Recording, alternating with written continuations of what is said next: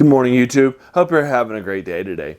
Today I want to take a look at some more stories from Jack Vance from his giant collection, The Dying Earth. Dying Earth is oftentimes a classic that a lot of people think of when they think of fantasy classics, forgotten classics, and so forth. A lot of people know his stuff. If you play stuff, Dungeons and Dragons, modern day fantasy from a lot of different sort of medias. If you're playing video games, if you're watching movies and so forth, a lot of Vance's ideas are still in there. He's had a big imprint on modern fantasy, and particularly this book, The Dying Earth, which is a self-published book, one of his first ones that he published, with 6 separate short stories that are set within The Dying Earth. Now, I've already reviewed one of the short stories for you. That's Mazar the Magician, which I'll link to you below. That one's already done. What I want to do today is actually do 2 more in this. I could do this. I could piecemeal it out and do 6. I mean, there's 6 short stories. I review short stories all the time. I could give you 6 separate short stories. But what I want to do instead is not that thick of a book. These aren't long short stories. And there is some loose interconnectedness. Typically, a story will have a character in it that's your main character for that story. And then during the course of the story, you're going to encounter somebody either as an antagonist or somebody that you're fighting against or a love interest or something like that. Then once you've done that, then the next thing you'll do is you'll typically go right on ahead. One of the characters that's mentioned in that short story is then going to be the lead in the next story. And so that kind of continues the 6 stories that are here in this book. Each of the ones will have a character that's mentioned in one of the previous stories. So what I'm going to do is take a look at the first short story in my collection. It may be the second one in yours. That's Turjan of Miir. And then we're going to do Tissay too, because Turjan of Miir introduces Tissay. So it just makes sense for me to go ahead and finish with Tissay as well. And again, they're so short, there's no real reason for me to have to, and because they're kind of loosely connected in one self-published work that's heavily influential, I don't want to spend too much time. I could if I wanted to, but I don't really feel like, I'm going to do that with you. So again, I got the first short story. So now we're going to take a look at these 2. Now, based on how your book is published, the order of these 2 may change. Modern versions, my version actually has Turjan of Miir first, which we're going to talk about first, and then in some places Mazar the Magician, who I already reviewed for you, is the first book of that collection too. Jack Vance actually preferred the name Mazar the Magician for the name of his story, so he led with that when he published. But chronologically, it's probably better as the second one. And Turjan of Miir is probably better as the first one because it introduces the character of Turjan of Miir, who will then later on be a supporting character for the second story. Again, continuing this theme. It also introduces Tissay, who will also be in the second story too. So what's going to end up happening? The Dying Earth is set, in the far future after, and everybody knows that the Earth's about to die. It could die any time. So what's wound up happening is that most of the people on the Earth have just become in it for themselves. They're very hedonistic. They're just trying to get as much pleasure as they can in the last few days before the world dies, because it could literally die tomorrow. So there's this very much of a fatalistic hedonism, all out for myself, kind of a characteristic. And there's no real good guys in this story at all. They're just all various versions of bad. And so, characters that are going to be good, evil in one sense, are going to be a protagonist for their next story. That's something that, Jack Vance definitely wants to push forward. And even his sequels, where he writes books around guys who are rogues, who are not nice people, and so forth, is very interesting. You'll get a chance to kind of see it. He also creates that his world is very, very weird, and in a good way. Vance's his world crafting, his characters, they're going to have a lot of weird stuff that's going to be happening, and I think that weird stuff's actually really, really fun. I think there's a lot of fun things that are happening. For example, one of the characters is going to be in one of the sequels is going to be threatened with a spell that's called the Cyst of Forlorn Entrapment. And what the Cyst of Forlorn Entrapment does is it will trap somebody, the target, 45 miles under Earth in this little pore.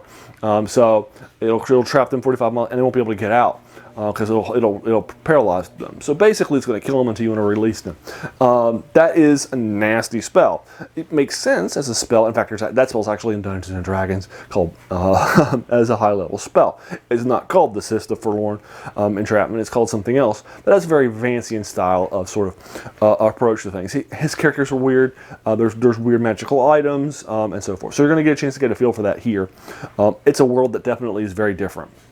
Okay, so let's go ahead and start again with Turjan of Miir, because Turjan of Miir, he's going to be in my collection and other collections. It's going to be the first short story in there, so it's going to kind of introduce you to the Dying Earth world. Turjan of Miir is going to be a magic user.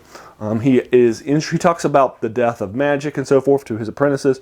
And other folks. He'll talk about how magic users used to know thousands of spells and so forth, but now a little more than 100 are still known and so forth.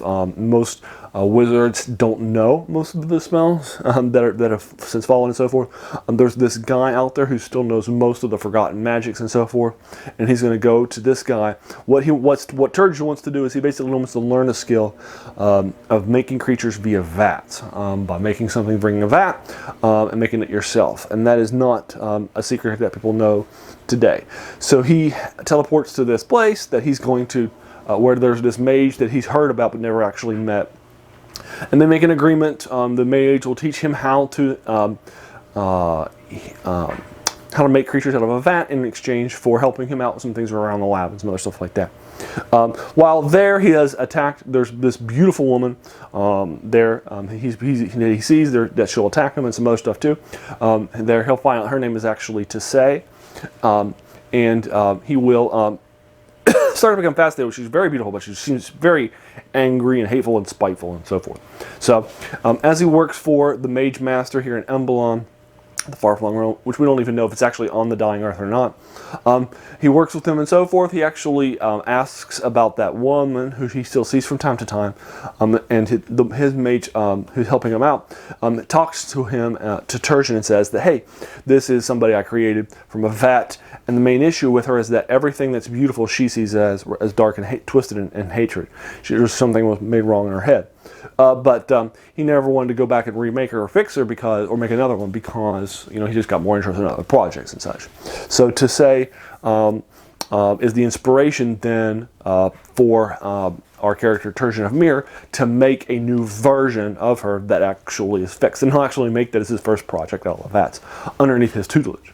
And so as a part of that process, he'll make this woman named Tesei, who is literally identical to Tesei physically, except without that mental flaw that everything she sees that's beautiful is ugly, repugnant, and hateful and spiteful.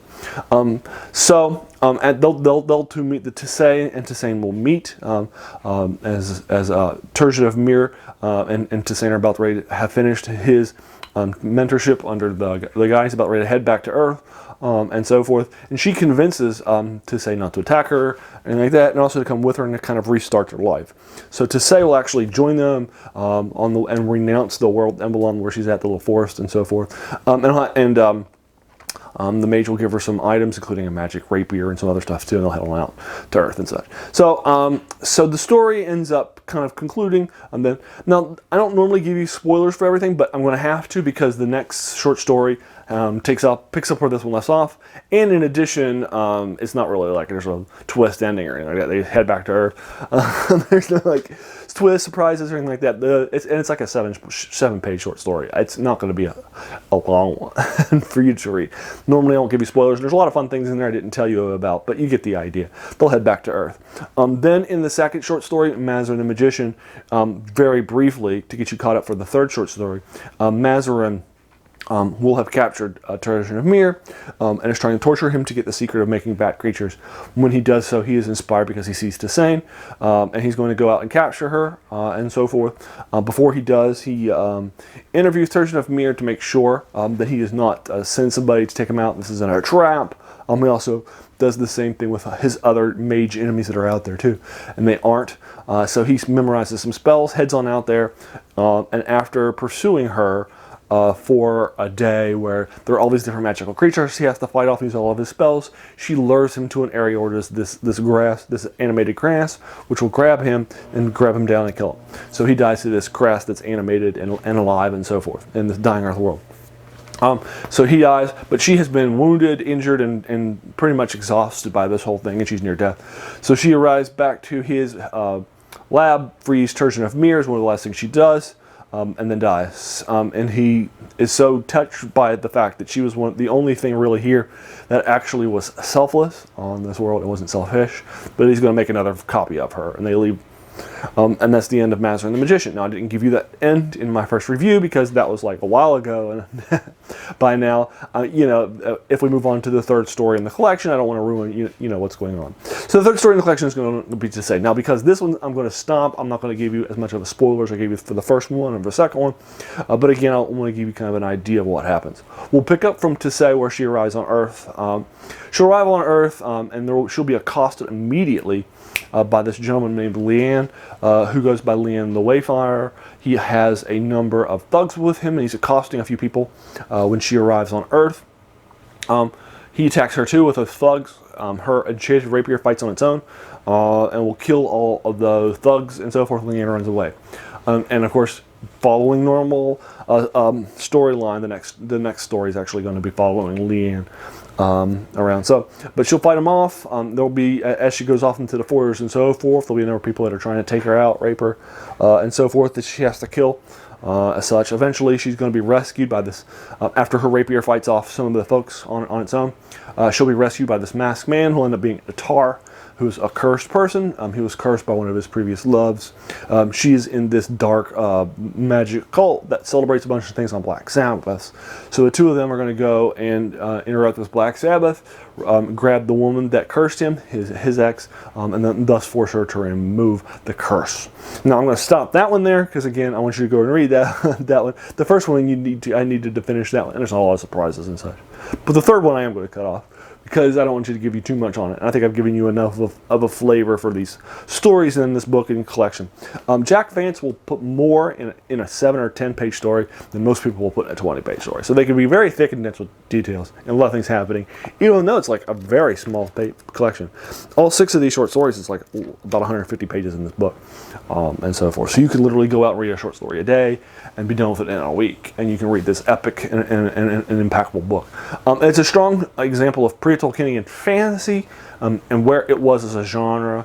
This was written and published about 4 or 5 years before The Lord of the Rings came out. The Hobbit had been out for about 20 years, but The Hobbit hadn't been this big seller like The Lord of the Rings would be, and this big giant hit like The Lord of the Rings would be, and so forth. So it wasn't so The Hobbit would not have been something that people would have been going into, having read or being this high watermark of fantasy and such. This is going to be very influential. So I think it's fun to go back and kind of read some of these pre-Tolkienian but still very influential fantasy writers, and Jack Vance's Dying Earth is definitely an example of that. So this is again, now 3 stories into this collection. Hey, what'd you think of it? Did you agree with my review or not? Have you read The Dying Earth? Have you just heard of it and so forth? If that's it, go out there and check it out. It's really good stuff. I could not recommend it more, especially since it's not going to take you that long. There's no reason not for you to commit with it. It'd probably take 2 hours to read a whole book. In the meantime, what'd you think of it? Have you read these stories? What'd you think of them? Let me know. I'll be happy to talk with you more. If you want to talk more about Tissaye, and more of the things that happens later on in that story, I'd be happy to do so with you in the comments below too. Or if there's other things that I did not intentionally spoiler in here, because again, I still wanted to have you have some fun stuff when you went and read it, I'd be happy to talk with you about those too. If you watched this, hey, I want to thank you so much for taking some time out of your day, because we all have busy days, busy lives, and busy things happening. So the fact that you took some time out of your day to spend with me, that's very humbling. So I really appreciate that. So thank you so much for your time. You have a good one.